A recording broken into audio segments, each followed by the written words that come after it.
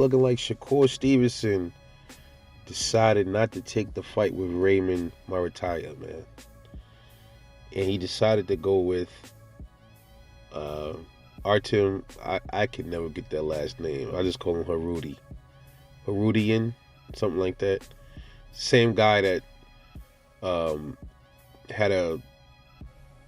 that gave Frank Martin some slight fits in the ring.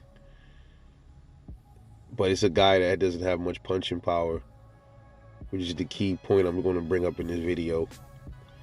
So Shakur Stevenson is coming back July 6th, and we were thinking that he was going to take the fight with Raymond Muratalla, but that's not the case, man. He's going up against Artem Harutyunyan, a dude that's not really a punching threat to Shakur Stevenson, with only 7 knockouts.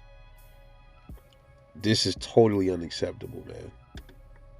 100,000% unacceptable, man.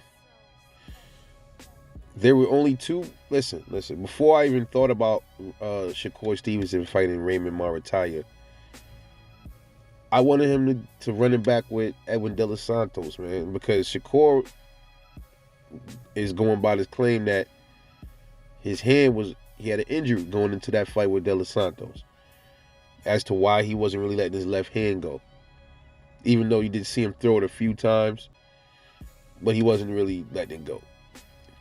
He's telling us that, so we're supposed to believe it, right? So if you want us to believe something like that, you should have never went into this fight. Before the fight, he talked all this shit. Listen.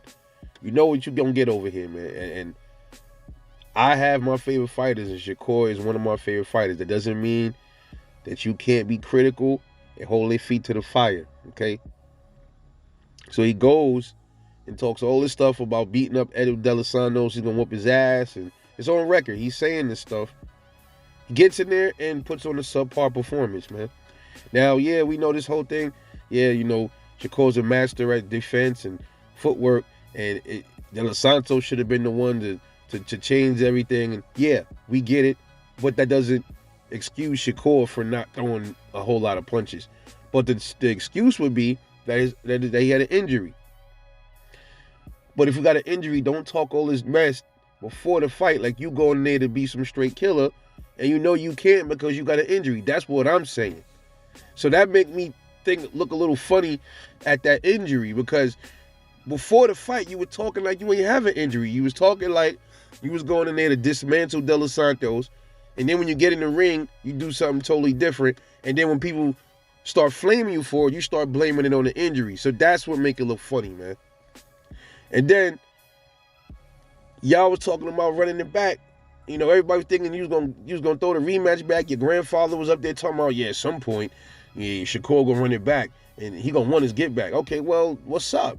And then Raymond Muratalla comes in, and people start talking about him fighting Raymond Muratalla, and we like, I bet that's another power puncher. So the reason why I didn't have a problem with him fighting Raymond Muratalla over Edwin De Los Santos is because Raymond Muratalla is number 2 ranked, and he also has punching power.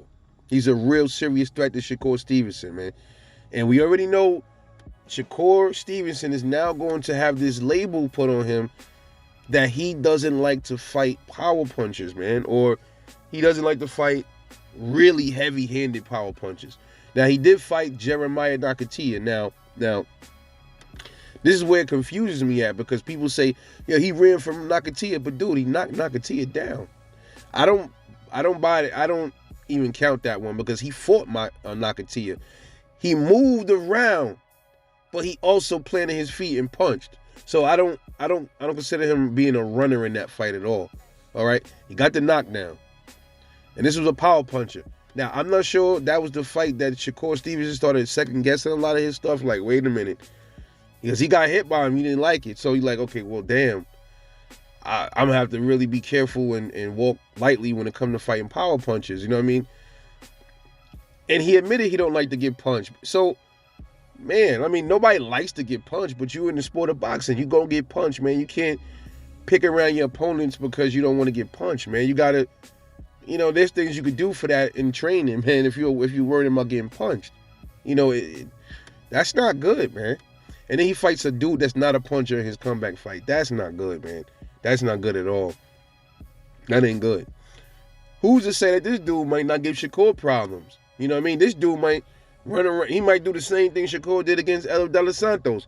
What if he goes in there and moves around way too much? Because that's what's going to happen. This dude he's one of those dudes, one of those spoil your party dudes. He's one of those Sandor Martin type dudes. He's one of those. He's one of those Karen Chukazans. He's going to move around. And what if that poses a threat for Shakur?